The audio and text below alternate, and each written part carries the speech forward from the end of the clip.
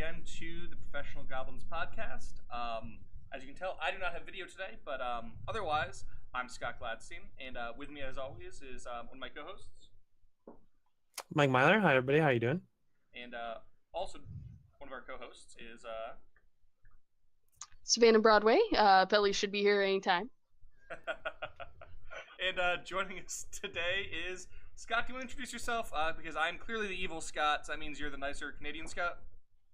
Yeah, I think I'm from Canada. It doesn't make me nice. Yeah, I'm Scott Young, and I'm a Canadian freelancer and gamer and musician and all-around fool. That sounds like our type of person. I like it. So, Scott, what have you worked on? Why should people care about you? I mean, we obviously care about you a great deal, but in case someone doesn't, could you let them know what you've worked on and all that stuff? Yeah, sure. Well, I've done most of my stuff in Pathfinder role-playing game stuff. I've done some freelance for the Aethera campaign setting was one of my big projects, and I'm doing some work for Flaming Crab and for Legendary Games, and I'll be working on Alien Bestiary and a bunch of other things that are going to be coming out in the future. Ooh. Very, very fancy. So for those guys who do not know, we have a somewhat scripted show. If it's your first time here, hey, welcome. It's not scripted. Not it's scripted. formatted. Formatted. Yeah, because if you just I don't think we could script the things that we ended up take four gamers in a fucking room without any direction, you're not going to have any kind of direction because we're all just... You know, there's a spell for that. It's also the name of another show. Silence? No, I was going to say no direction. Right. That makes sense. Silence would also be interesting, to be fair. Yes. But yeah, we normally start with a product review, and today we do not have one because we've been lazy about asking people for them. So Scott, before the next show, you should send us something you would like us to review. Please keep it under 40 pages, and we will give it to our friends, Sir Pumpernickel and Cool Shredder and Unicorn Brow, and they will do a product review. But they are definitely not us because that would be unfair. Not us. No, that's right. Good friends. Unprofessional. Roommates, you know. Yeah. Different facial hair too. Mm-hmm. That's mostly how you can tell. Oh my god, I cannot wait to shave this shit off my face. I'm so fucking close. Like there's only 2 weeks left to the month, right? And like the party that we're planning for is like next week or something, and I cannot wait to shave all of this off. You're doing a Bob's Burgers for thing, those right? not in the know, Bob's Burgers, Mike is right, going to be Bob's Burgers. Yeah. If I just have a mustache, I look like a 70s gas attendant / rapist. So I don't want to have it for a long period of time, just for the costume. So like it will be just like a couple of hours of only mustache. So did you guys see recently? I decided to see what to do with 2 weeks worth of not shaving.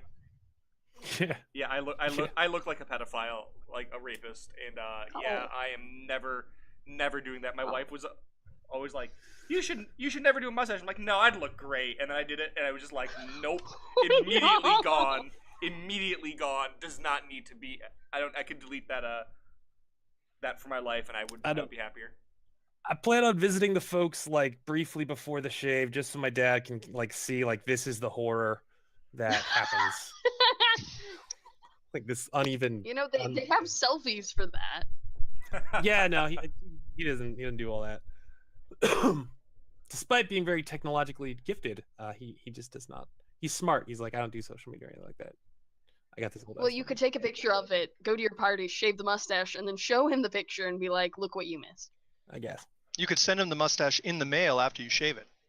Oh, that's true. It'd be like, oh god, it'd be like a hairy glitter bomb.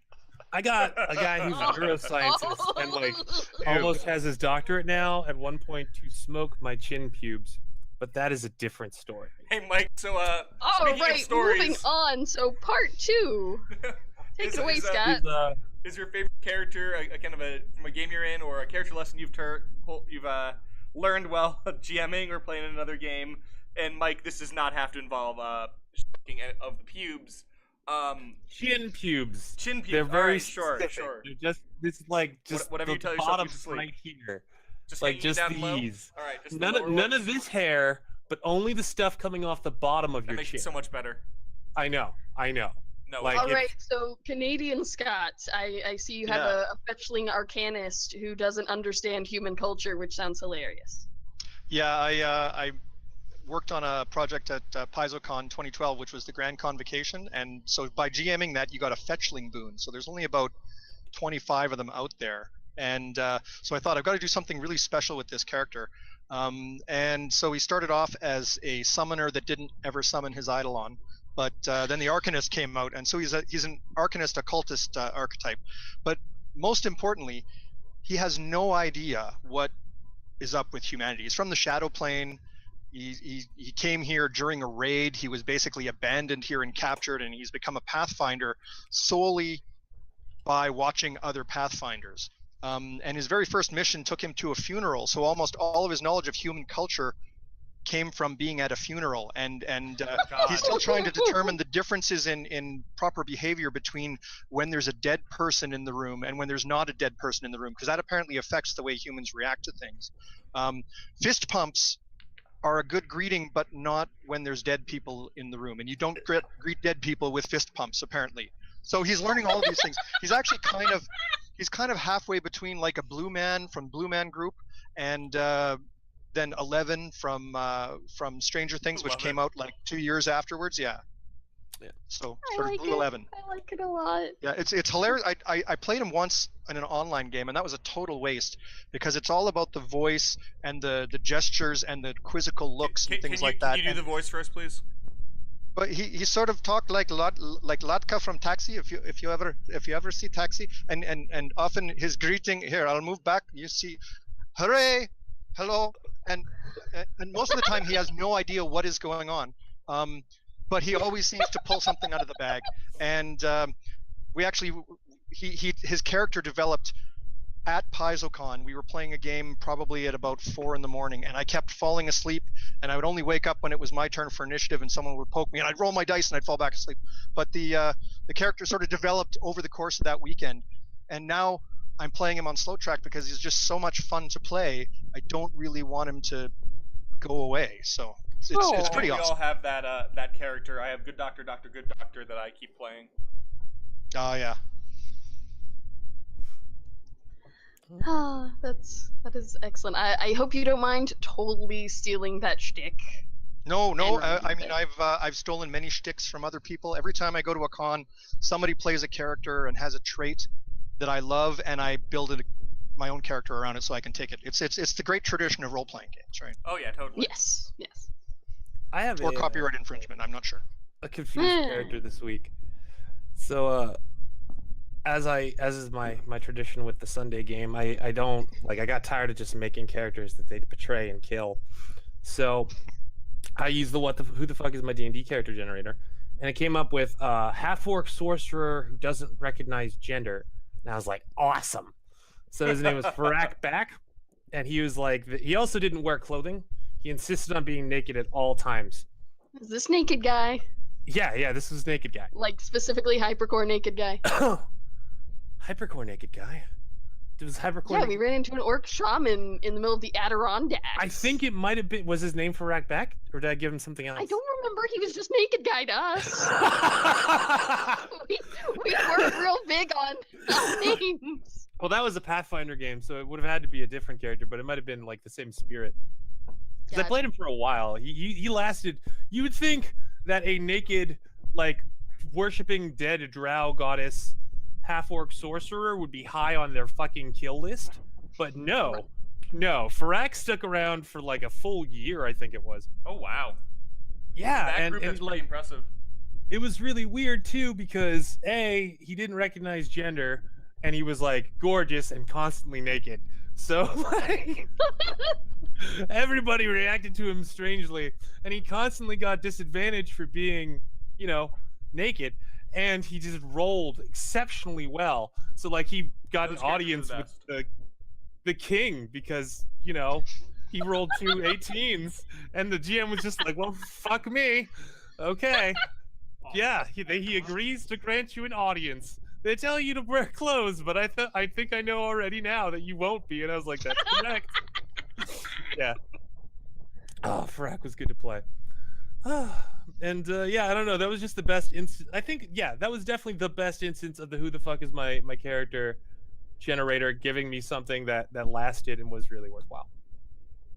So if you have never played with it, please, who the fuck is my dndcharacter.com is just go there. That's kind of like what the fuck's the weather right now or whatever it is. Oh yeah. Yeah. WT forecast. So I got a story. It's kind of a short one, but it's kind of one of those GM stories that like it teaches you kind of that, you know how like random encounter tables aren't always the smartest, and relying on them and playing rules as written is not always the smartest idea. I mean, Well, you kill the party, but I don't know if I'd say that's bad. So what ended up happening was we were in this game. That was one with Rut Madkill, Scion of Madkill, Rut Madkill the Elder, the Goblin. But the thing is, we kept rolling up drow encounters, and we'd roll them up like, you know, in the ocean and shit, you know, whatever. And so we kept fighting drow. Now, if you guys don't know, drow are like CR like 1/3, like a common drow. And nobles, I think, are like CR 14. But we're like, so for the first time or two we fight them, we're like, shit, dude, this is terrible. And we have to like kill them or whatever. We end up in dungeons fighting them. And we end up being in dungeons and fighting them. Well, we ended up getting to about level 8 or 9, and the combats were taking like, these were some really optimized characters. It was almost a developer group at that point. And we were just walking through the encounter. And finally the GM was just like, you know what? Fuck it. You guys fucking win if I ever rolled a drow encounter. Like, I don't fucking care. Like, it's 3 a.m. We're not doing the 8th drow encounter of the evening. Because we're just literally just one round. Like, roll initiative. Okay, you guys fucking one rounded. Good, next.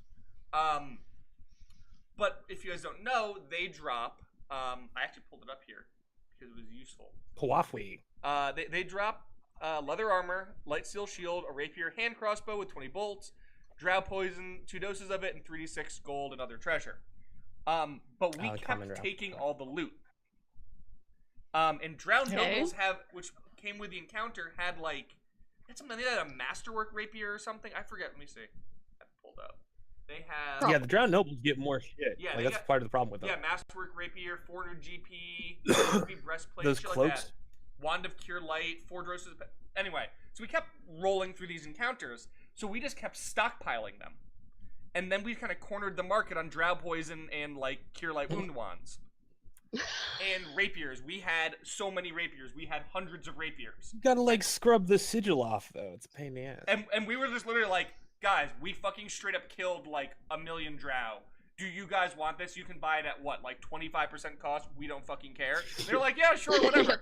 So we kept rolling drow encounters, and the GM was just like, fuck it, you guys get your goddamn rapiers and your goddamn drow poison. Go ahead.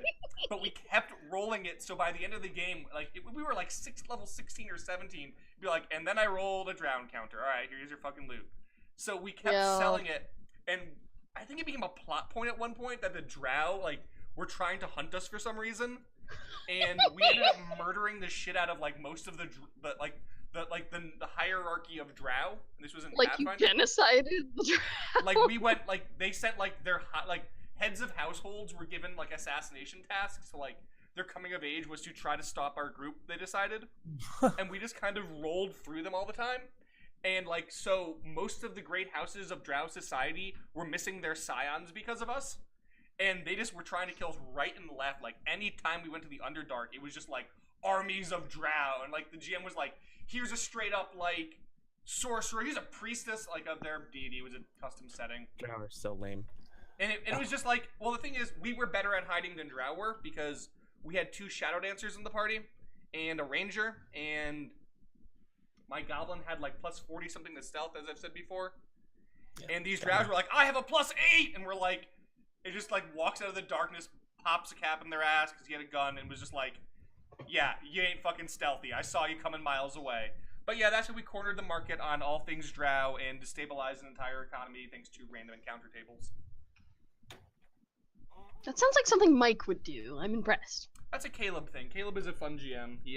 He worked for us for a while. He's a very creative GM and very sadistic GM, but in a don't worry way. You know, like it's like he's sadistic, but at the end of the night, you're still alive generally most of the time. We lost a few characters, not most as many. Of the time. But I think that's about all I got. Savannah, you got something tonight? Yeah, so I feel like on previous shows I've mentioned my druid who she decided that part of her faith was being dirty. No, I don't remember that. and like grimy and awful. And it got to the point where the cleric kept casting mending on me to make me clean. So whenever we were in town, my character would specifically go to the Druid's Grove and seek them out and spend her time while everyone else was doing like plot things and useful things, designing a new spell that was, I forget what it was even called. It was called like Filth or something. And so it ended up being this spell-based arms race of the cleric trying to get higher level cleaning spells and my druid trying to create higher level like filthy spells. That's awesome. And she that ended up being her whole character, that she was just this gross, grimy gremlin person. Adorable. I mean, not adorable, Yep. but adorable. Yeah, basically. And my other character who ended up making spells was a sorcerer who she was basically like very like raised in a cloister, very sheltered, and ship ends up shipwrecking on a tropical island as it does. And she decides that she's gonna climb this tree because that seems like a lot of fun. She's not gonna climb a tree in ages. This is gonna be great. And like, poisonous snake, attack. Well, okay, so that wasn't real great. So later on, tries to like go do something else. Poisonous dinosaur things, attack. And it was, so she ended up developing the spell Detect Poisonous Reptile. GM let me take it as a cantrip because it was so ridiculously niche. Wasn't even like detect undead. It was just poisonous reptiles. All I need. Poisonous reptiles, like I can see ways to abuse that very quickly. Oh, almost certainly. Almost certainly. I'm here, guys, by the way, if you can't tell. I can see the anti-Scott. I know. I'm not We sure how long can. I've had I don't this think for. anyone else can. I don't know. Yep. I can.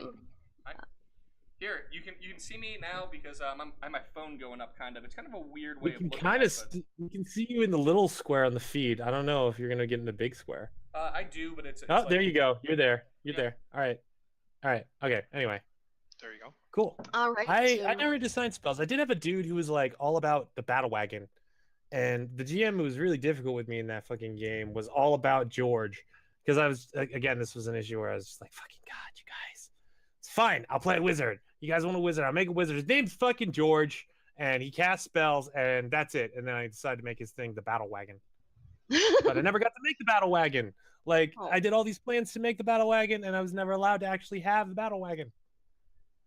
It's very sad. I described last time Oh, how that's so my sad. goblin just managed to create all of like the Gunpowder firearms in and the setting. firearm. Yes, Yeah. you did. Yes. Yeah, that was pretty fantastic too, to be fair. Favorite working projects? Who wants to start? All right. I volunteer Mike as tribute. That's a Okay. good one. I just got an email back from the Roll20 people, and I need to do a couple of small things, but the Fangs of Revenge should be available as a module you can buy on Roll20 Oh, Ooh. cool, dude. by the time this goes online. Yeah. I didn't think that I knew that you could buy modules on Roll20. They're starting to make a thing of it, and I don't know. We'll see how it goes. I've already started to prepare the second adventure because I have a lot of assets. That's the real issue. You need to have a shitload of assets to do it. So like every NPC basically needs to have their own stat block and little token. And for a lot of adventures, that's a pain in the fucking ass. But I had one that was a mystery adventure where I already had 20 character tokens, like already set up with their backstories and names and stuff. So I was like, okay. Well, I mean, I know this one will fit their quality standard for like how much crap I need. But I don't know. I'm excited. I'm excited to see how it goes. Very cool. And it definitely came out really nice. So that was cool too. And their guy was like, I'm extremely impressed at the quality of this. So I think I probably went a little overboard, but hopefully it'll be. You're setting the bar. Yeah. And then like whenever we do the next Mists of Akuma Kickstarter, hopefully I will have all 5 Mists of Akuma adventures that we have so far available on the Roll20 place, and then I can package those along with, if somebody wants to get a print book of the adventure, and yeah. Whew, I know, it was cool. It was neat, and like, yeah, it's a little bit of a learning experience, and the compendium integration isn't as good as I was hoping it would be. like adding spells sucks balls. It should be really easy. You should just type in the name of the spell you're adding because they have it all linked together, right? But like, no. You gotta add all the information yourself for fucking spells. Oh, the fangs are. We do have somebody in the chat room. Max is with us today. Hey, Max. And yes, the anti-Scott does exist. He's even in Canada. The module Fangs of Revenge is about. It's in Mists of Akuma, which is the Eastern Fantasy Steampunk Noir universe, and it's in this town called Seimon in the Hakasuru Prefecture in the north. And they're like the first like city and area to like really embrace railroads. And so it happens in a railroad town, and there's this like labor force that's threatening to rebel, and they have a secret organization called the Fangs. So you're supposed to go and like see what's going on with the Fangs. And I don't want to say anything else. Strike breaking assholes. I see it. Scabs. Yeah. You're supposed to be playing strike breakers. Nice. But yeah, it's a mystery adventure, and there's a whole lot of mystery to it. Because like I said, I have 20 fucking characters, and that I needed to go order 20 characters after I started writing it because I was like, oh my god, no one's gonna have any idea what the fuck is going on, because you're not gonna know who the fuck anybody is. So yeah. I hope they all have names with like starting with the first letter, because that makes it really clear for people. Yeah. Yes, it's true. Also, having all Asian names helps for some people. For other people, they're just gonna be like, god damn it, it's that Sabaro, whatever it was. Sushi Panda. I have the 4-letter rule name. If it's more than 4 letters, it must be able to be reduced to 4 letters so the players can remember it. That's my thing. I do not do that. That seems reasonable. I've actually been listening to a lot of the history of China, and I find that I have to listen to a lot of them twice to like remember names or places or that sort of thing. That is like why I can remember the events. Have portraits. They all have portraits. So you're like, oh, Yorosa's the frog person. I'm talking about the frog lady. That's who I meant. When I was doing the Nagwal, the Mesoamerican stuff, I was doing a lecture series on it. Oh my god, it was hard. It was like, because like, it's like even the city names are like Teotihuacan, and I'm like, wait a minute, was that the one in the north or the south? Never mind. Just keep going. I remember the Teo part. Got it. But no, enough. It makes sense. Going forward. And then we had to write that down in like a game, and we're like, no one's gonna remember this. So like, true. Actually, kind of nice for Book of Exalted Darkness, because I always do like some language, right? But like for Book of Exalted Darkness, the fallback has been Latin. So like it's it's so much nicer. It's so much nicer. Oh my god. So I have a few things to talk about. I'll talk about one of them, but would you guys rather I talk about training 3 new designers at once, or some of the stuff we're working on? I think the designers thing would be more interesting, in my opinion. I mean, they're both fun. Get a change of pace. Yeah. So I guess it's kind of a product I'm working on. So what happened is at one point we generally had like 3 in-house designers is what we try to keep, 2 or 3, aside from me. And we had a few of them have some real life issues, and I was like, you know what? It's time to expand again. Let's see how this works. So we had, I don't want to say put out an open call, but I was like, man, it'd be cool to do it. And a bunch of people were like, I would totally do it. I'm like, all right. So I basically sent out here's the expectations. Here's how we do things. Here's our schedule. This is cool. And then we had about 5 people apply, I think, 5 or 6. One was kind of not interested, but interested, if you know what I mean. And then we gave them a basic like Pathfinder like a racial write-up, but we said basically instead of writing 1 to 2 paragraphs, we're like write each section like a physical description, social, the mental, and all that stuff in 1 to 2 sentences. And A, that was to keep down how long it took them to write it, because I gave them about a week, and B, I want to see how brief they were and how much they could follow rules. Because if I go, guys, I want 2,000 words of this, and they give me 8,000 words of it, I go, that's really nice, now cut it down. We once had a book where we had a designer on the staff who was a racial guide, and everything was like, I don't know, like 4 pages, maybe at max. And they turned in 16. What? He turned in 25.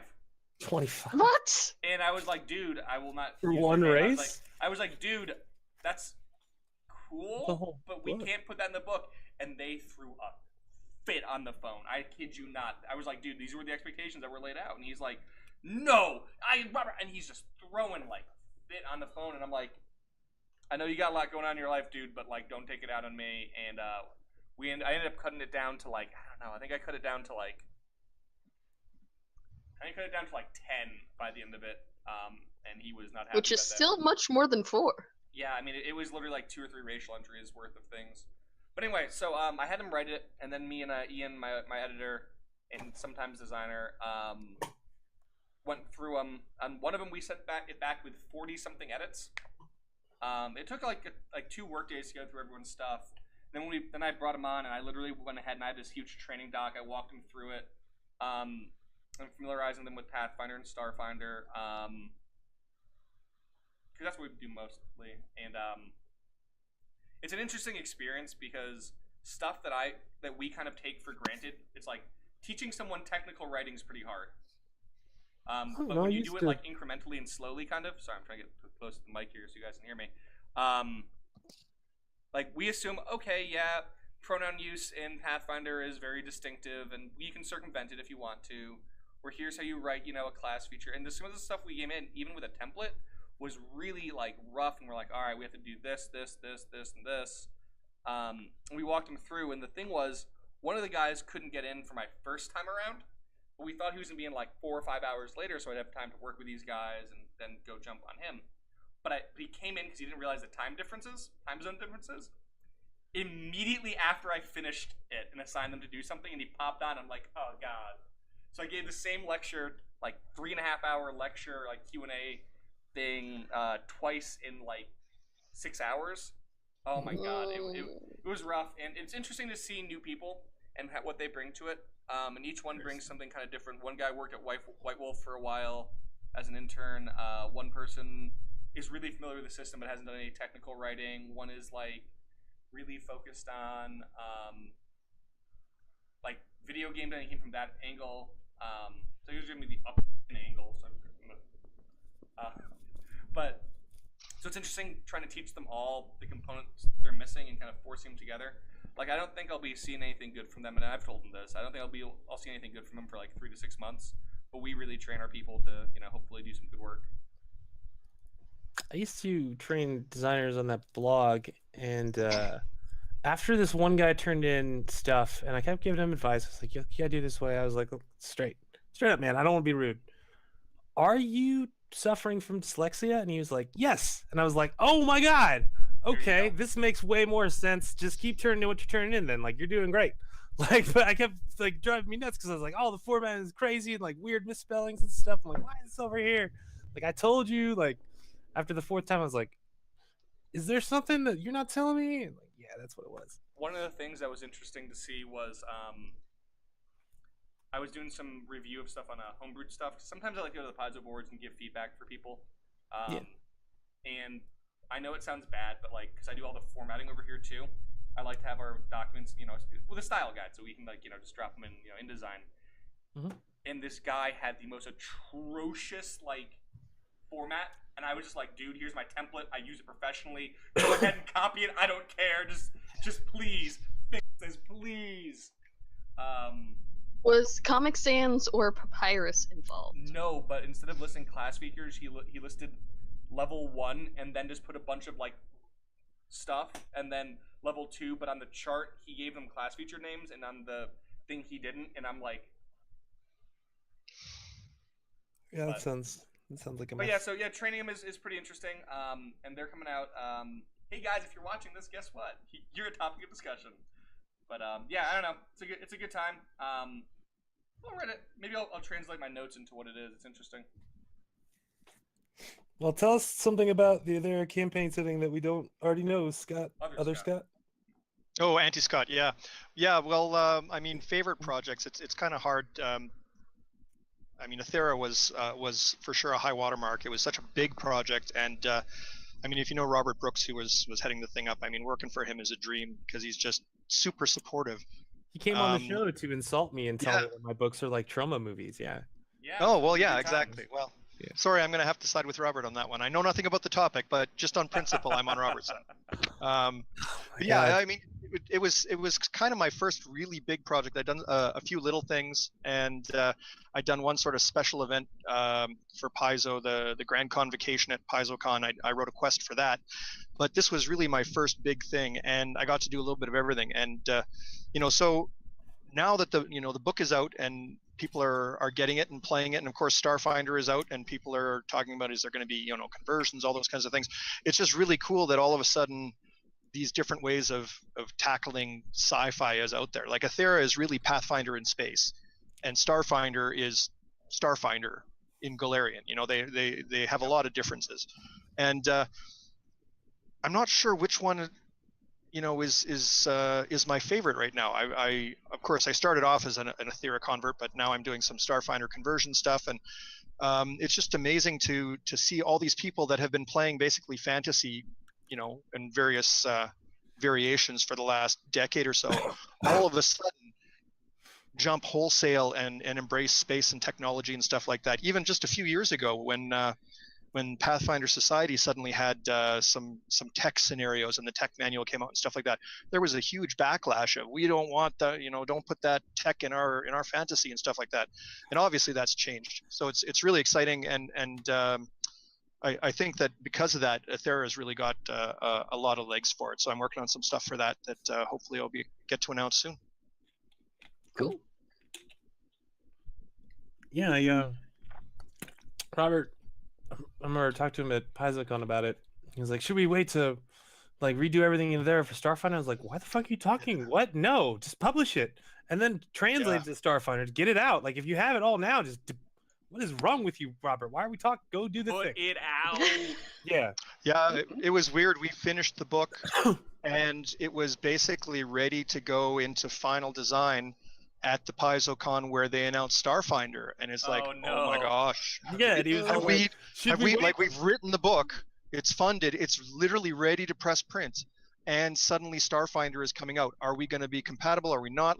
And at the time, everybody sort of thought, well, Starfinder is going to be just Pathfinder in space, but obviously it went its own way, and so now they're really separate game systems, which quite frankly makes me feel better, because it means there's space. I told him that was what was going to happen. I was like, look, whatever they're telling you about these conversions and everything, it's not going to be fully compatible. Like, you're going to have enough material to rework that you can make a new book. I promise you, Robert. Just go and put it out. Awesome. Well, we have a thing. I'm when glad in you doubt, put it out. Yeah. If you have it, just get rid of it. I mean, back in the old days, they had. If you don't put it out. Yeah. Right. And we already knew that there was a market for sci-fi Pathfinder. We have Hypercore, and then Interface Zero, and there are other ones too. Necropunk, the one that we got. Necropunk. Yeah. Yep. No, I was trying to think who's. No, I'm thinking of apocalyptic stuff. There was also. I think there is a bit more of a jump though from urban fantasy sci-fi stuff and space sci-fi stuff. Yeah, that's true. Ours was decidedly terrestrial, which was a design decision that I remember having a conversation about. Mm-hmm. Really well, and Aethera sort of has this kind of steampunk 1920s vibe overlaid with sci-fi, whereas Starfinder really is thousands of years in the future, high tech kind of thing. So they feel different. I've played both of them, and I always describe. I'm sorry, go ahead. No, go ahead. I was going to say I would always describe Starfinder as science fantasy rather than science fiction. Space fantasy is what I would call it, actually. I wouldn't even call it science fantasy, because it's about being in space and going around all these planets and shit. It's much more, Flash Rogers than what you would think immediately when you hear sci versus space. Mm-hmm. Very Sword and Planet kind of. Yeah, Sword and Planet, yeah. And I was gonna say, Decopunk. Even the cover over there has a bunch of Art Deco on it. Oh yeah. Yeah, that was a big design aesthetic all the way through the book, and for me, that's what I actually gravitated towards. I love sci-fi and space and stuff like that, but I've never really been into that side of gaming. It's always been more movies or whatever, and it was the Art Deco and there's almost like a hidden 1920s Call of Cthulhu kind of vibe underneath Aethera that is there if you want it, and then you can ignore it if you don't want it. So. I could point out that space fantasy also feels more like Star Wars, which is again correct. Yeah, that's right. Lightsabers, man. Lightsabers are just swords. Yeah. Definitely. Yeah, no, I like the Deco-Punk, and that was one of the things that pushed us to make Book of Exalted Darkness so Deco-Punky. Because I was like, I want to order artwork that is shiny like that. I want shiny artwork. And it has turned out very shiny. Oh, there's a shitload of shiny artwork. Oh my god. She's finally getting to do those big scene pieces. Like, I'm really Horror-y stuff for Exalted Darkness. Real good. Yeah. So, Savannah, do you got anything today? Let's see. So, Mike and I finally agreed College of Anarchy going to be a thing, because we were definitely very back and forth for the Exalted Darkness Bard College. Yes. And I'm trying to make it different than the College of Whispers, which is like Unearthed Arcana stuff. And it's been sort of a challenge, because obviously Ascus is a very good aligned place, and you can't really have the Joker running around, at least not at early levels. Like, he has to at least start out as subtle and then go be the Joker. There are like five mad scientists that are still on the loose, but otherwise everybody else.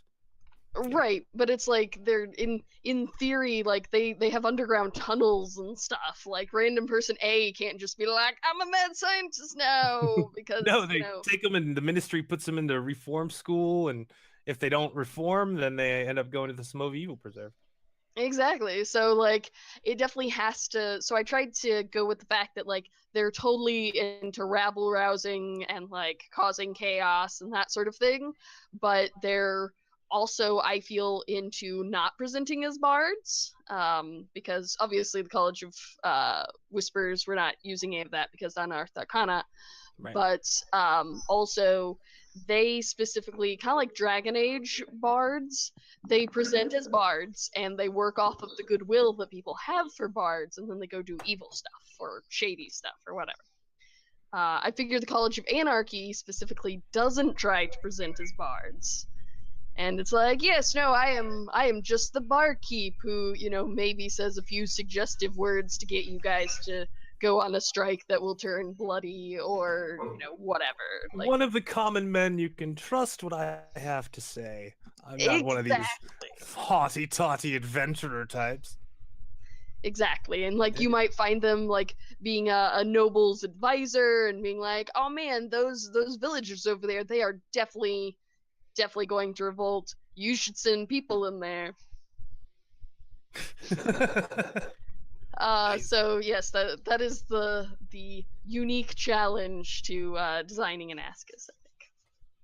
I still can't believe we got so much money to make a world called Ascus. Yes, I am surprised. Every time I tell somebody that, they're like, no, and I'm like, oh, it's real. It's real. Look. Yeah. All right. Okay. Favorite new project. These are projects that we are not working on and cannot profit from. So they're just stuff we want to tell you about. I'm gonna start again because I'm a big fan of Shadow of the Demon Lord. Really? We had no idea. Really, Mike? True. It's a good game, man. It's a good, fun game, and Rob Schwab is awesome. Yeah. I really like the initiative system, which is just like you decide who goes first, and if you're in the first part of the turn, you get fewer actions than if you wait to go after the monsters. And it makes the game so much more fun and tactically inclusive for everybody playing it. And it's pretty simple. It's meant to be played in like 11 sessions. That's like the whole campaign should be 11 sessions of play. You level up every time. The leveling system's neat. And it's all super crazy cheap right now. It's $3.80 for, oh my god, a lot of stuff. Wow. Yeah. So check it out. That includes the core book. The Halloween bundle you're talking about? Good lord, what? Yeah, the Halloween bundle. Yeah, the Shadow of the Demon Lord. I didn't realize the core $3.80. Like, that is stupid cheap. Yeah. Crazy. Yeah. So check if you don't have Shadow of the Demon Lord, now is the time to pull the trigger on that. Jeez. Yep. Apparently. Yeah, it reminds me of a couple of years ago they had the bundle of nerves. which was a similar concept with a cooler name. I'm just saying. It does sound a lot cooler. So speaking of cool things, Mage's Awakening, they're doing like what is it, like a retrospective edition? I don't know. I think it's kind of cool. They've been putting out a bunch of like older versions as like legacy things. I'm not a person who that's going to appeal to, but I kind of dig the fact that they're not like sweeping it under the rug or anything. I mean, nostalgia's big these days. I mean, it always has been, but it's even more so today. I just think it's kind of cool. Pick it up on drive-through. If not, don't worry about it. So is this the second edition? I'd have to look it up. It's one of the editions. Well, I take notes it's for the Onyx, using. It's the Onyx Path one, whatever edition they put out. Okay, I'll figure it out. Yeah, this is the right one. Okay, cool. Oh, one second. For the Okay, curious, yeah. that's what he's talking about. So nicer Scott, maybe. What do you got?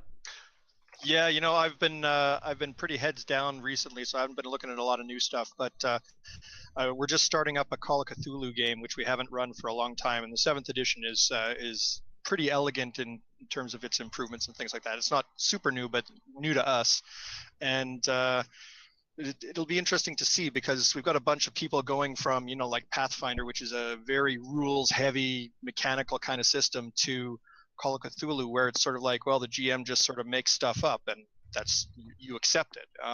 So it'll be interesting to see if the players convert over to this less adversarial relationship, but I'm really looking forward to that starting up. Cool. Yeah, I'm always for less adversarial between GM and player. Yeah, you kind of need a rules system that isn't completely spelled out. I mean, you really don't need at this point a GM to run Pathfinder. You could have 2 teams of players play each other and the rules are essentially complete enough. You don't need anyone in the middle or as a neutral party kind of thing. Whereas in Call of Cthulhu, it's really all about that story that the keeper and the party tell together. It'd be nice to get back to that, but it's just a different style, and it'll be nice to try that for a little while. Also, I forget if it's going to be for Call of Cthulhu or for Trail of Cthulhu. I have trouble keeping them straight. Obviously, Trail of Cthulhu's in the Gumshoe system. But my group is going to be doing a Weird West sort of thing. Cool. And I am very excited. Which reminds me, I need to look up a fantastic short story that really sets the mood and should be included in our links for this. Yeah. And I did see that they're doing a new version of the Masks of Nyarlathotep campaign coming out for Call of Cthulhu. I'm not sure if that's... How'd you say that? Can you pronounce that once again? Just Masks of Nyarlathotep. You have to say it with that growl. But yeah. See, I've always always said Nyarlathotep, but I suppose we probably don't have the vocal cords. Yeah, Canadians were that much closer to the Arctic, where the Cthulian. No, I buy it. Yeah. I buy it. Yeah, yeah. That's a good lie. Savannah, Max wants to know how do you research in a Weird West game? Well, one, just posted the link for you there, Mike. I recommend reading the short story, You'll Surely Drown If You Stay. And I think a lot of it, well, actually, to clarify, Max, do you mean to run a character or to run a game? He is, I am sure, typing a very long response because probably we can definitely move on from there, and I can address it. Well, swing back. Yeah. No, Weird West. I never got to do a Weird West game. I think I would enjoy it. He says to research inside the game because Call of Cthulhu. Oh, to do research. No, that's true. That's true. I hadn't considered that angle. Wandering book merchants, obviously. Well, there would definitely be wandering book merchants, but they'd be harder to find. I feel like I personally, if I were running the game, there would be wandering book merchant, and like it may not be obvious at first that they are the exact same person, but they're definitely the exact same person. Clearly. And same person, not human. Yes. Yeah, you're still gonna have that guy that's been reanimating himself every couple hundred years, and he's got all these books in his basement somewhere, and you have to pay the price to access. Or he Yeah, like no, has some of them in this creaky wagon that's bigger on the bigger on the inside. And Just have the Resident Evil merchant guy, but instead of all of the other shit, he's got books. Yep. There you go. Oh, we got us a reader here. Yeah. I mean, that's definitely a big challenge for a game that's based on how much knowledge you have or don't have, and as a GM, that's kind of a whole, new angle. Yeah, has there been a Cthulhu in space RPG yet? There has been. It also had giant robots. I can't remember what it's called. I don't remember it. Fuck. I remember. All right. God damn it. Pathfinder and Starfinder news and speculation. Ooh. Sweet. I still haven't read any more Starfinder. I will this week. I swear to fucking God. But do you pinky promise? You kinky promise? I would, but we can't do so through the computer. That's true. Well, I will also try and read it by next week because I have not finished it either. I know. I feel like a terrible person. I have not only finished it, written 4 products for it, but I've also got my hands on Alien Archives. I was really hoping. You're an overachiever, Scott. Jeez. I know. But I don't have other things on my plate. I have some life things on my plate, but not, this thing. So one of the things that's kind of going on is the system itself doesn't really feel like a whole system in the core rulebook. Like, it doesn't go into creature type or universal monster rules or anything like that, which I get. They kind of expanded on that in like the bestiary when they did it the first time. But Alien Archives is, I won't say disappointing, but if you're going expecting the bestiary, you're going to get a very different product. There's some really cool art, like we kind of saw. A lot of it's good. There's a few iffy pieces, but most of it's pretty solid. There's a dragon with a plasma cannon that isn't included in its stats, which I'm really upset about. Is it holding the plasma cannon? It's like mounted on like a shoulder brace kind of thing, like a techno thingy. Oh, that's kind of cool. Nice. Here's where the problem comes. Most of it is a book on here's a toolbox to build things. Which means there are a significant number of entries, but for example, there is only one dragon entry, a young blue dragon, and everything else you have to go build yourself. But there's still like 2/3 of a book is all encounters at all levels, so it's pretty good. And a lot of them can be played as monstrous characters if you want, which is different than a normal character. But a lot of it is like it's a really elegant toolbox. But I feel like it probably would have been better to just include most things in there, even if you didn't have art. Like I wouldn't mind if they just did out the stats for a few dragons. And I've seen that. I mean, they have online. A super high art standard that they maintain for very specific reasons. It gives them their product quality is crazy. No, I understand that. I'm not saying not do that. I'm saying add maybe more. I mean, I wouldn't mind if it would probably take them a page or two to add it. Honestly. I don't know. I bet you it was a very conscious, hotly argued discussion about one dragon, and that whoever, probably sure. Owen, because Owen's crazy smart. He was like, let's not blow the dragon wad now. Let's, No, you can. They literally have sections on each of the dragons. They just don't have stats for them. But they have another really weird thing, and I wonder if it has anything to do with licensing. They have a thing where they're like, here's how. Here's a bunch of races you're familiar with, but they're definitely not this other race. Like Vanara, like the monkey folk, are not called them, but they have the same like racial traits. They look like them. They act like them. Their background is Vanara, but they're not Vanara. They're called something else. And the same thing with orcs. They're called something else also, but they're 100% not orcs. These are not orcs. You know what I mean?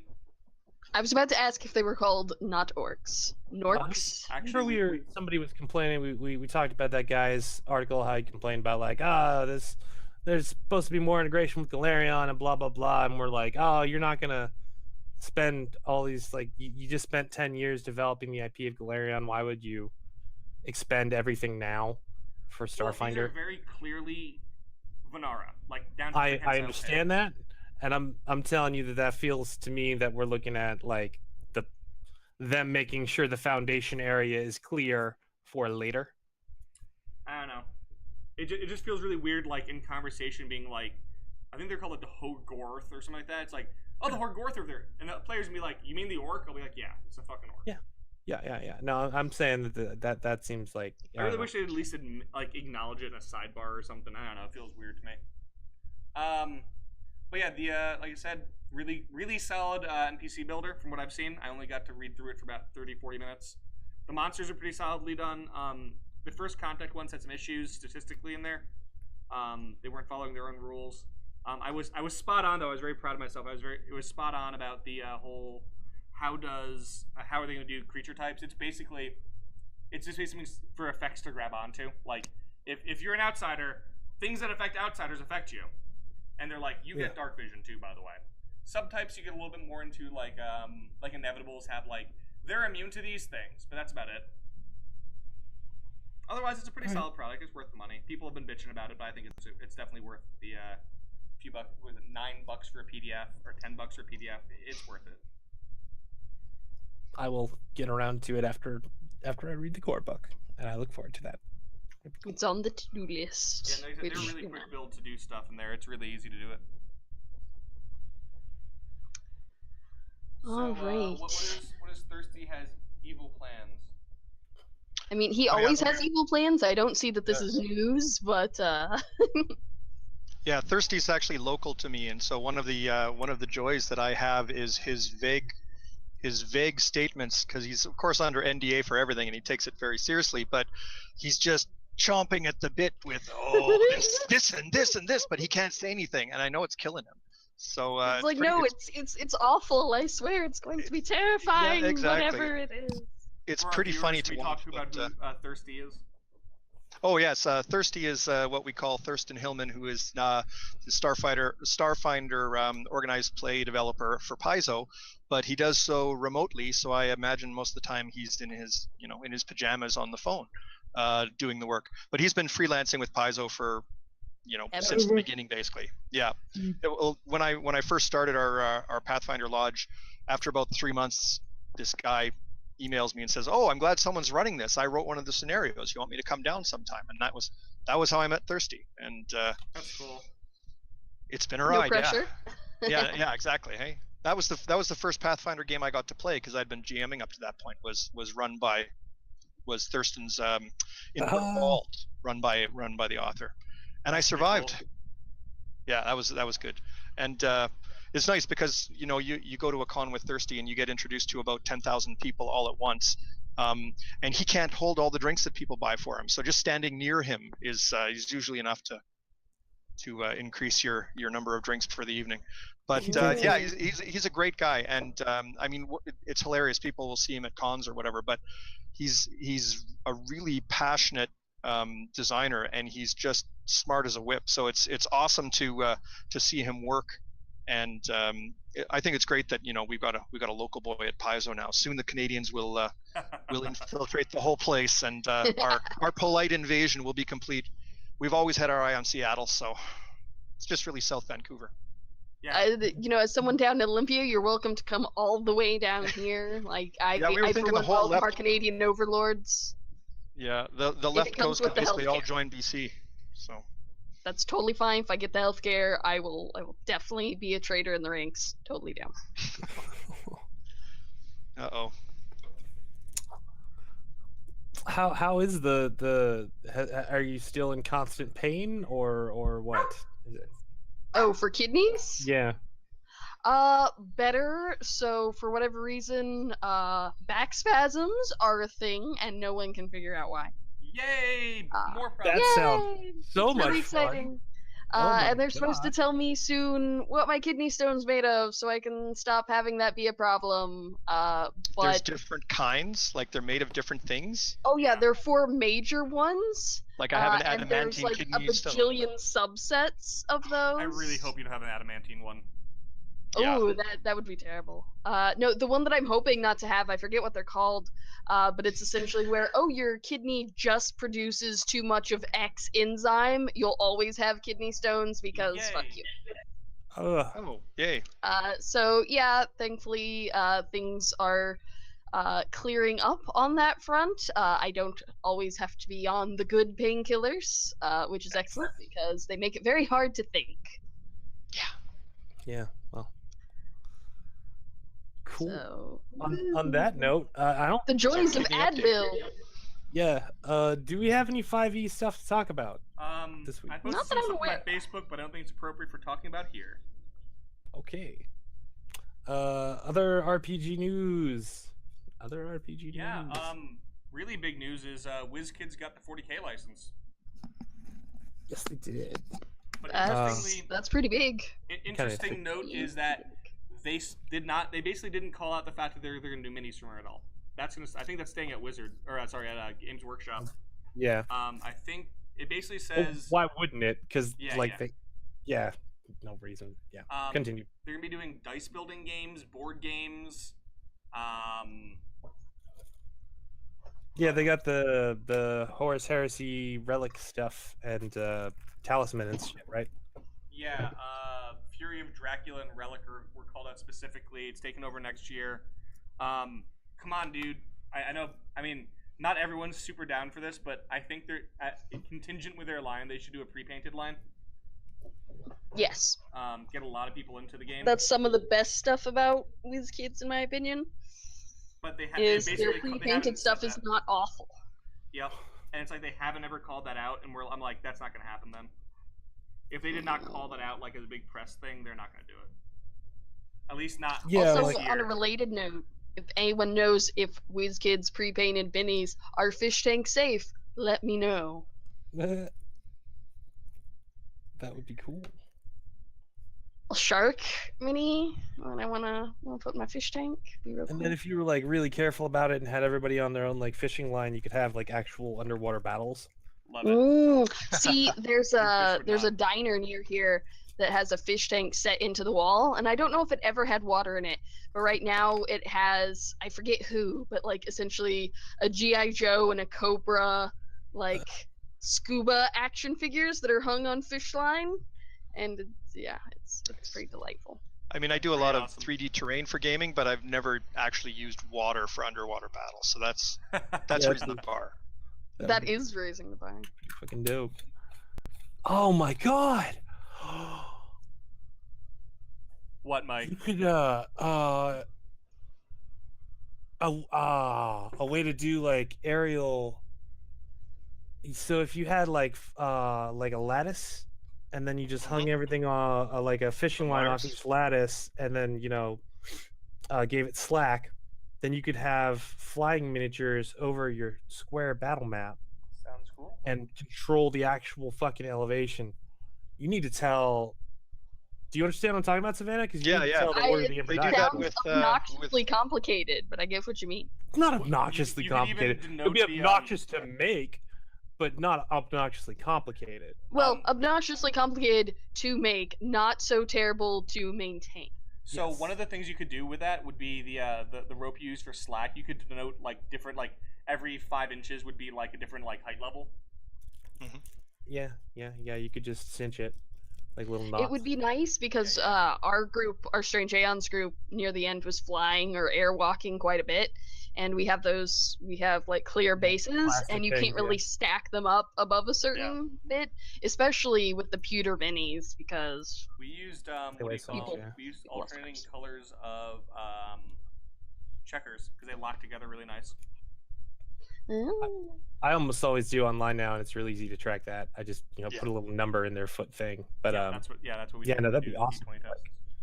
Roll 20 tests. it would definitely be like we are all playing flying characters because I have made this fucking thing That's right. kind of situation. yes, But yes. like that would definitely be really neat. We are all Strix.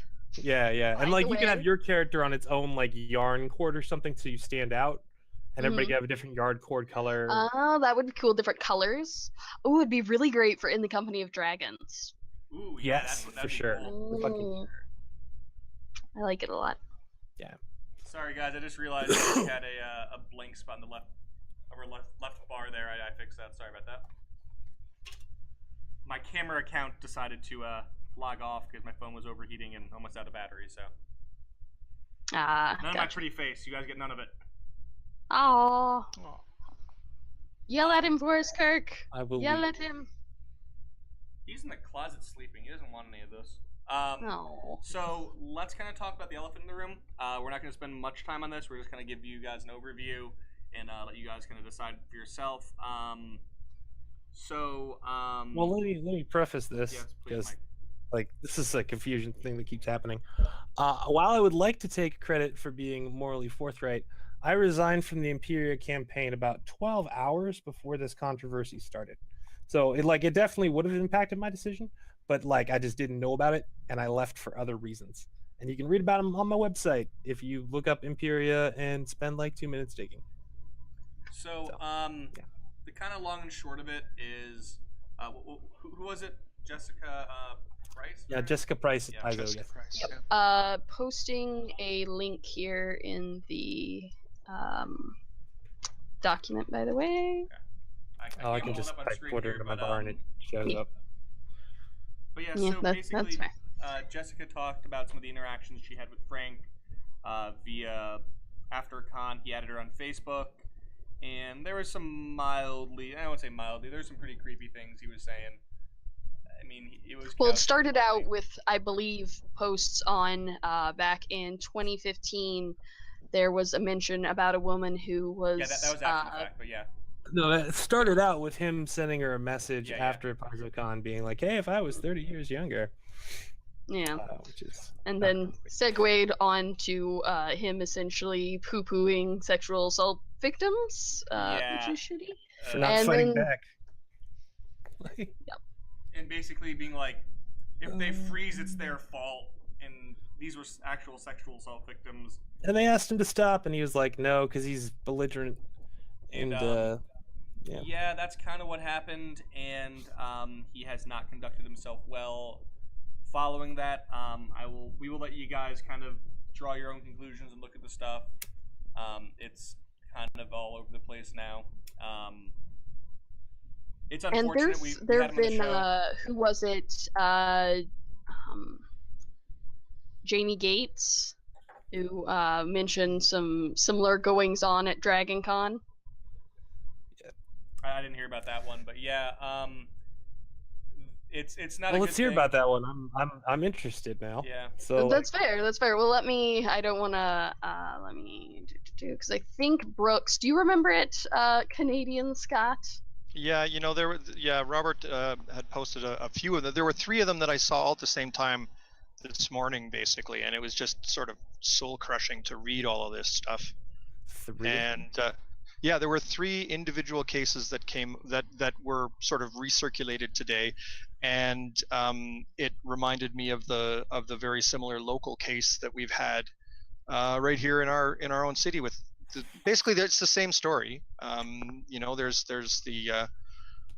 the person that is basically harassed, and the old guard will defend themselves and not deal with it, and they don't feel they can come forward. And it's amazing that people are coming forward, because I wouldn't have the guts to do that myself, to bear myself like that.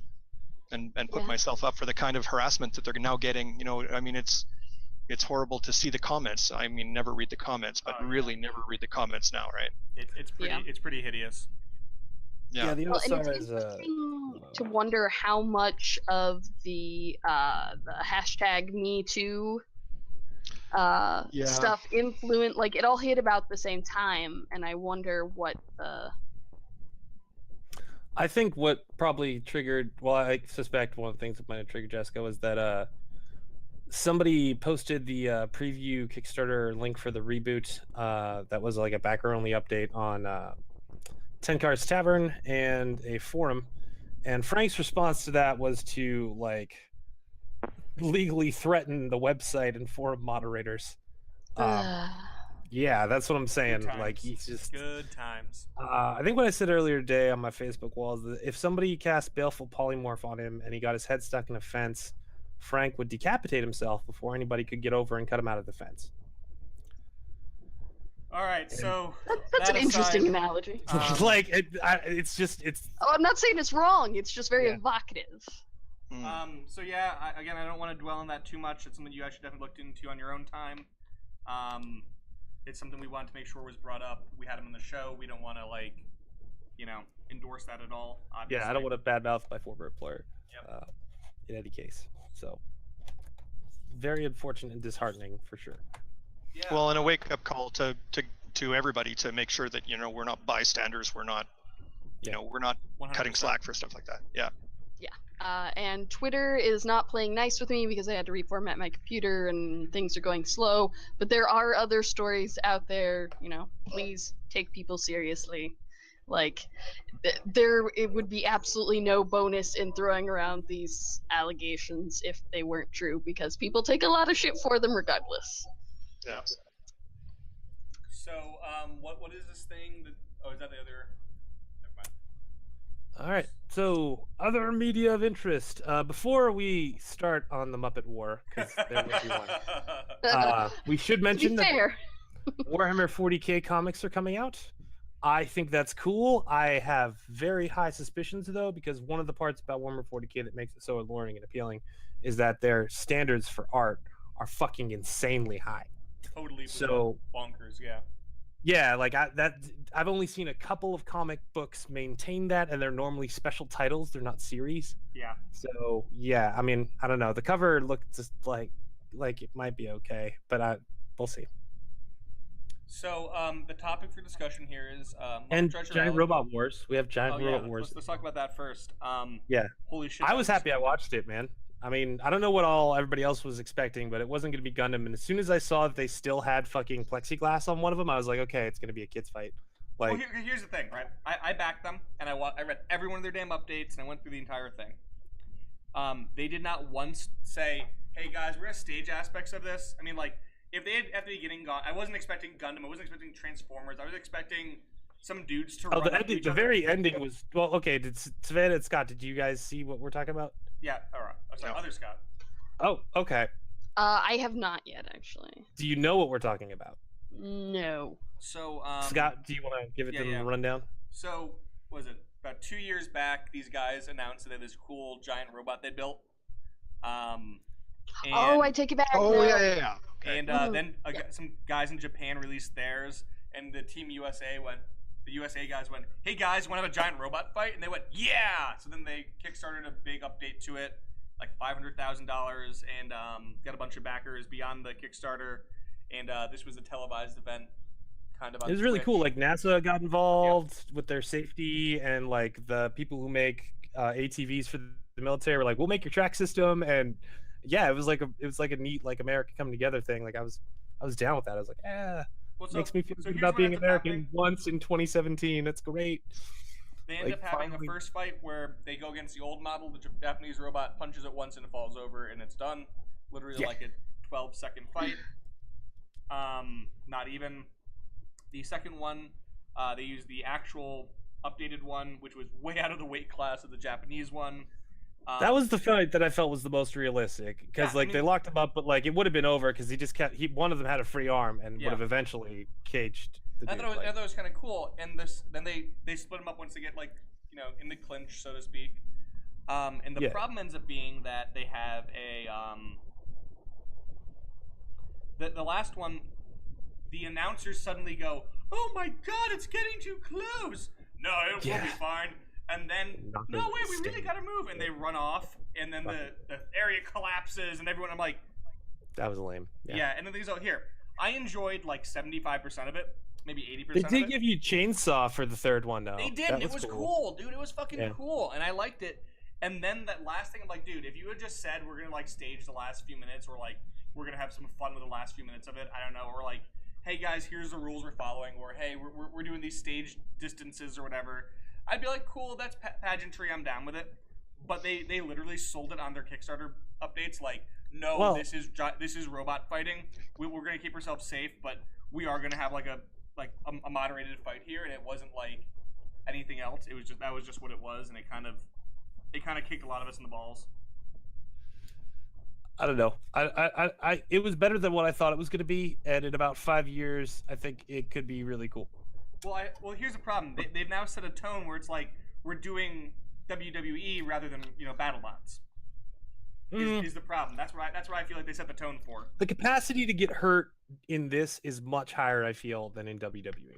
No, I don't know. A lot of guys have gotten pretty fucked up doing WWE, but yeah, I'll concede People the have been point. killed doing WWE, but Yeah. like gotten inside of a hydraulic press robot. Well, here's the Because thing, like as a I dude who could see gets, them doing some, I like, used to get in construction vehicles, and I can tell you, you don't feel safe doing that shit. No, I get you, but it's like I could, you know, it's definitely a higher threshold, but I could definitely see them taking some absurd safety precautions and like rules, like, look. Oh you yeah, it's can't- all gonna be like yeah. a Quadabot where the dude's like inside of a fucking steel box, which is what it Yeah. should be, by the way. If you were Totally, driving agreed. a robot around with the intent of hitting other robots, you should be inside of a steel fucking box if you're in that robot. You should and not see glass. There No. should be no glass. like for me, I'd even be like, you can't attack the core or whatever. Like, there's a limit on like, Yeah, your engine exactly. size and whatever. Like, that's cool, but Right. instead they went the WWE route, and I'm like, come on, dude, come on. Here, I enjoyed that. Also, That was not about it. speaking of which, we are coming up on time a bit. Okay, so let's So the let's Muppet get- Wars. Let's do the Muppet Wars of the way. I don't think we have time for a full Muppet Wars. These motherfuckers are all like, the best Muppet movie is Treasure Island, and that's misleading because you know who the Muppets are. If it's the first movie you see from the Muppets, you're not going to get a lot of the jokes in Muppet Treasure Island. Yeah, That's So while fair. I I'm not concede- sure that has bearing on whether or not it's the best Muppet movie. yeah, But agree I with that feel here. like The best movie with the Muppets, sure, I might concede that. But when you say best Muppet movie, you're kind of using it like an adjective. that's fair. I could see that. See, I feel like we're also kind of coming at this from different stratas. Because Mike, I get the sense in the past week that you value like your Muppet knowledge I got and fucking Muppets heritage, in the blood, son. I got Muppets in which the blood. is completely fine. I bleed felt. Scott and I think, are coming at this from a much more superficial side. Okay, so I have a rule though. Okay, I like Thor. I like the Thor movies. Okay, not because they are some academic like film criticism masterpiece, but because in the middle of the movie I sat there and I said, "Didn't I enjoy myself?" And I said, "Fuck yeah." And when I sit there and I watch Muppet movies, I get the most fuck yeah I get out of it is Muppet Treasure Island. Wow. Have you seen Sex and Violence yet? I don't think I have. Is that gonna Okay, surpass, everybody- Is that gonna surpass Muppet Treasure Island for me? It With might Tim change Curry? the way you think about the Muppets. It's the second pilot they did. It's See, from that makes me not want to 1975. watch it. Oh no, it's awesome. It's really good, and it's like the stream of consciousness is way ahead of its time. It feels like you're watching Robot Chicken a little bit. Like, Now I really don't want to watch it. dude, you should watch it. It's cool. Nah. All right. So we will kind of wrap this as greatest film starring the Muppets. Is that what your point is, Mike? I mean, I still wouldn't necessarily say that. I think Christmas Carol was better. But... Oh. Yeah. All right, we'll put it on hold for another day, I think. So let's just kind of go over the Kickstarter things real quick. Yeah, we got Neo Exodus? Kickstarters. Neo Exodus Legacies organized play. Is that still going on? I think it is. It is. For the I next hadn't actually 30 heard of that. days. It's They are LPJ's on thing. to a little bit of a rough start, but I think they should be all right. How long has this one been going on? I don't know. I think been a it's while. been going for like a week or two. A week maybe. If it's been 2 weeks, they might have some decent enough stats to give us a decent understanding what's going to go down. I don't know. It's only been a week, LPJ then does some good products, and he's in love with this, so he's gonna do it regardless. I think. I think it's But only I been a do wanna couple see him- days. I want to see him get it started. I think third-party organized play is an interesting concept. Yeah, absolutely. That's I've toyed with that myself when you have the rough day at a Pathfinder Society game or whatever. But I think it's a huge undertaking. So it'll be great to see how this turns out. Yeah, and I'm definitely interested in seeing what happens. Yeah. They're still in their first week, so they still have plenty of ground to cover. And Yeah. a lot of stuff comes at the end of the Kickstarter too, so I bet they're gonna hit it. Yeah, I think you just launched this maybe on Tuesday or Monday. So there was a kind of a related thing. For a while back, there was a lot of discussion about doing like a third-party seal of approval thing, kind of like this is balanced, this is not. Fucking free play and nobody can agree. Oh! No. Even before that, we were discussing doing. Hey guys, this meets a minimum level of quality. You know what I mean? Oh, sure. Like Yeah, a and seal of it approval. might even been like Enzeitgeist, like Sure. level of this. Like this is 2 stars from Enzeitgeist at least. You know what I mean? This is not a like. this is not a dumpster fire. Mm. So yeah, the other one is Ruby. Ruby's doing there's another Rooster Teeth series, RWBY. Ruby, they are doing a board game thing. Not much more on that one other than that. It's a great series if you guys haven't checked it out. It's very like indie meets professional, if that makes any sense. Yeah, I think Max told me that I would not like this. It's an interesting series. I was like, maybe I would because I like Rooster Teeth a lot. So it's a very different side of Rooster Teeth. It's not as funny. It's very anime tropey, but it's very self-aware. And the animation to begin with it's okay. It's okay to begin with, but by the end of it, it's fucking gorgeous. Like when they get a good fight scene going, dude, it is intense. I was gonna say the fight scenes. I've never actually sat down and watched it, but the fight scenes are just worth just watch a clip. It's yeah. Great. They do some really interesting world building. It's very, very anime tropey. It is super like magic. I don't even say magic girl. Just like 2000 anime trope. Like it feels a lot like it's Avatar. definitely magical girl adjacent. And fairy tale inspired and Yep. It feels a lot like Avatar in a weird way. I get the same vibe. I could see it. Not totally. It's a fun series, and they're doing a board game. They're 200% funded now, and they still got 10 days to go. So go ahead and check it out. Even if you don't like the series, it'll be a fun little game because they got some solid people working on that. It's really sad. They're the guy who designed the entire series died at the end of the last season. I think, like in real life, or 2 years. Oh. 2 years Yeah, I feel ago. like it was a fair amount of time ago, which may have been the last season. I don't know. Maybe like 2 years ago. I think is what it was. It's made 2 seasons ago. Something like that. It's made by Monty Ohm. Yeah, Ohm died. They have some really creative like character designs and weapon designs that are totally impractical and totally fun. Volume Yes, 3. like a Max, shotgun built into a scythe. No, excuse me. That is a sniper rifle built into a Oh, sight. sorry. And there are also the shotguns are built into gauntlets. The shotgun That makes gauntlets more are sense. amazing that Yang has. They're pretty fun. It deals with a lot of like seasonal stuff. You kind of get some Wizard of Oz vibe from it. It's kind of cool. Yeah, that's. So yeah, it's called Ruby Combat Ready, and it looks like it's a kind of like board game, I guess. I don't know. Fun. Free discussion. Do we want to do Kitai? I mean, we already talked about it. Oh, I don't know. I was just going to say that one, they're doing really great, and also look, I found my copy of 7C. Okay. That's my contribution to the discussion.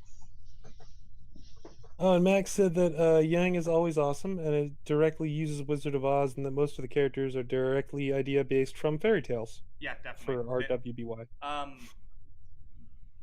There's lots of reference to everything. Obviously, Ruby herself is inspired by Little Red Riding Hood, is her thing. It's kinda White cool. is Snow White. Yeah. Blake Weiss. is I forget who, and Yang is Goldilocks. Yeah. It sounds like I might enjoy this more than I was. If you do, give it a full season before you judge it. It's one of those things where the first few episodes you'll be like, "This is terrible," and then by the end of the first season, you're like, "Fuck, okay, I guess." I tried to push through Ivy- Deadly Seven Sins, and it just didn't pan out, man. It's just like after the first season or two, you're like, "All right, Ivy, this directly into my fucking veins." Let's just go. And again, you kind of have to wait for the fight scenes. The character designs are fun. The battles are very acrobatic and interesting. It's its own beast. Anyway, Evil Scott or Canadian Scott, whatever you want to call yourself. Yeah. Good Scott. Anti-Scott. The anti. Yes. Hey, you're calling yourself. I thought you were Doppel-Scott. Are you? Well, that's sort of, are no, you you're like the Doppel-Scott, yes. Are you a time cop, Scott? Are you Scott of that went course I back am. into time and Time moved to Scott? Canada and Well, in became an Canada, we artist? use metric time, so it's all very confusing. We don't use metric time. Sorry, I should not spread lies about my country. You got those those quick maple timers. You just spin upside down and then after. So, Oh, yeah. so, Yeah. so Scott, I have a question. As a fellow Scott here. Well, you have see, when two people love each other. Oh wait, no, sorry. So, Okay, go ahead. have you ever had this situation where someone yells the word "stop" and you turn around? Oh yeah, that's absolutely. the Any worst word fucking like word. that, yeah. Yeah. It just Yeah. was like, Well, stop, and you're like, what? Oh, shit, no. yeah. Yeah, I lost most of my hearing in many heavy metal concerts early in my life. So any word that is one syllable and harsh sounding sounds like my name. Yep, pretty But much. there were like 7 Scots in my grade 4 class, and so I have been Scott Y for most of my life basically. And it sounds like a question, Scott Y. Why? I've been trying to answer that my whole life. We had yeah. we had a science class where we were arranged by like our last name or something like that, and the back right corner of the room, just at the end, just random chance was me, Scott G, Scott K, then Scott Z. Nice. And it was just the back of the room. The teacher would be like, "Yes, Scott," and we'd all look up like, "What?" Yeah.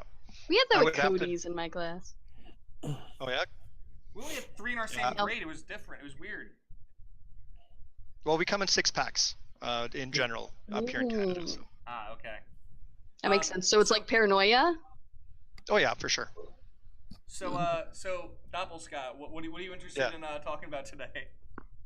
Well, you know, I tend to think about sort of like big questions and stuff like that, way bigger than I have any possible influence on. You know, every day I'm pretty much trying to design a different organized play campaign or a different way to, you know, alter all of the rules to go in a different direction or things like that. And it, one does. Well, yeah, exactly. So I sort of have to sit down and actually finish writing it all out. But I've been doing lots of organized play lately because as you might have seen earlier, I've got a couple of kids, and my schedule is not as regular anymore as I'd like it to be. So I do the episodic thing. And if you've done any organized play, you know, you meet awesome people at these random public games, and you meet horrible people at these random public games. And like, how can this be? You know, that it's both some of the best things about Pathfinder and some of the worst things about Pathfinder, and it's totally random as to what you get. So, you know, as an organizer, I was always trying to figure out how to deal with stuff like that. But then I realized there's also a whole play style difference that is really crazy. I'd love to pick your brain on it in terms of the you know, the mechanics side versus the story side. Like Pathfinder is so mechanically heavy. To make a good character, you really have to sort of delve in there and optimize to some degree. Do you think that gets in the way of story? Does it convince the players as they come out to focus on mechanics instead of story? What's the best way to balance that? So I actually have 2 points that are like directly related to that, and I think it's kind of cool. The first was a lesson I learned a long time ago was from a fellow developer who articulated it very well. Dayton, he was talking about different motivations for play and how as a GM you have to be able to satisfy all of them, or at least set the expectation of what will be satisfied within the game. And that's really communication with your player. But the other thing is you say lore side and mechanics side, and one of the things I was teaching the developers that I'm working with is this thing I always called lore-canics. There is no separation. There's 2 sides of the same coin. They're yin and yang. One informs the other, and if you separate the 2, you're going to have a tactical game that doesn't have any bearing on the narrative. And I think that as a role-playing game, a tabletop role-playing game that like Pathfinder or whatever, those 2 are inseparable in my brain. They should be, at least. Yeah, that makes sense. I think they should be, but it's interesting when you get players that come with one or the other as their expectation. Hey, I can see you. There we go. Well, I mean, for some things in Pathfinder, it is inherently that way. Like, if you're playing a wizard, then you have a certain approach to magic, and that is your fundamental means of mechanically interacting with the world, right? Oh, for sure. If you're a brawler, you don't have to make nearly as many defining decisions as, for instance, a wizard, because the brawler is like, hey, I picked a couple of feats that basically let me, even if you're not paying attention and you're like, oh, I take toughness, like you still just get to pick whatever feat you want with the brawler, maneuverability and crap. But I don't think that should preclude one from like being that, you know? That shouldn't preclude you from engaging in that roleplay aspect of it. No, but for somebody like me who rarely knows my character, when I sit down, I'll find out who my character is through role playing, right? Like the brawler is much more attractive because, you know, it leaves me much more versatility for where the character could go. And also, Right. I would add that the mechanics, like, for again somebody like me who's like, I don't know what the fucking make the battle wagon, right? Like that was like 7 classes worth of like, I'm taking knowledge engineering, I'm taking this feat, you know, like you set a goal, and the mechanics of the game, the Pathfinder, are very, very comprehensive, and so there's a way for you to step up to whatever your goal ends up being, whether you Interesting. begin with that goal or if you find it. So you're talking about system Right. neutrality of class and components of the game. Yeah, exactly. Sorry, setting neutrality is what I'm to say. Setting neutrality of the class components of the game. Yeah, some of them. I mean, like, again, if you're in a no magic world, then there are no wizards, so that character, you know, is right out. There's still wizard-esque characters though. Like there's always going to be that class that has oodles of minutia. Well, that kind of works into like what trope they represent. I mean, you could be like the mentor in the hero's journey, or the, you know, whatever. Who are you in the 5-man band, etc., etc. Mm. Yeah, because like you pretty much still want to roll out with the same sets of resources, right? You got your blaster, you got your healer, you got your tank, you got your sneaky person. Mm. I find that I like to come to the table already, like, knowing a character a lot of the time. Like, sometimes I like just sort of seeing where it goes, but I usually like to have the core, like, the World of Darkness concept, you know, where you have, you know, adjective, noun sort of thing. Eee! Throwing my mouse. But yeah, I like to come to it with that, and I find that in some cases the rules actually kind of serve to ground that concept. Sorry. And there are just some characters that don't work well on it. Like I've mentioned my amazingly handsome, oh, it's Ragman again. Ragman. Damn it, Ragman. I had a character at one point. We played him. I know I've mentioned him.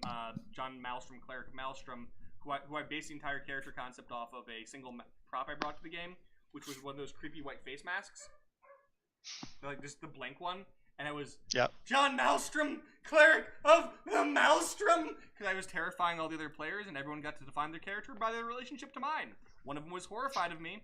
One of them was the protector of the person who's horrified me. One of them wanted to thought my guy was just the best person in the world, and that was our party.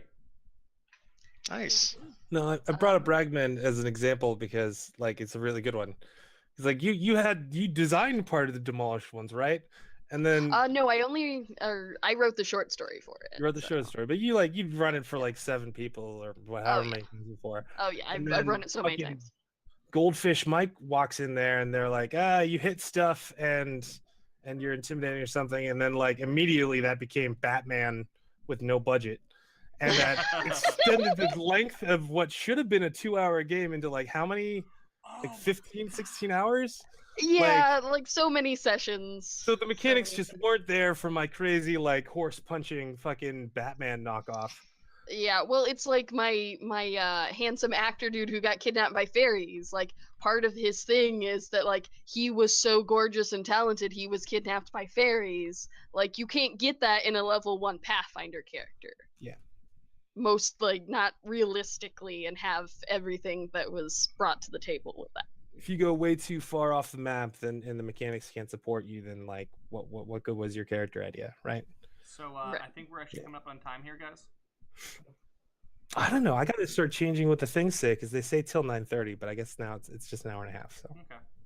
Well, it's one of those. Optimally, we go to 9:30. All right, guys.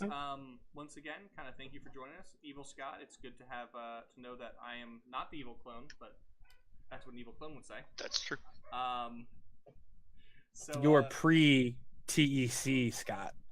Like, you haven't joined the time enforcement division yet. All right, guys. Excellent. Adios. Thanks. Thanks for watching. Thanks for coming, other Scott.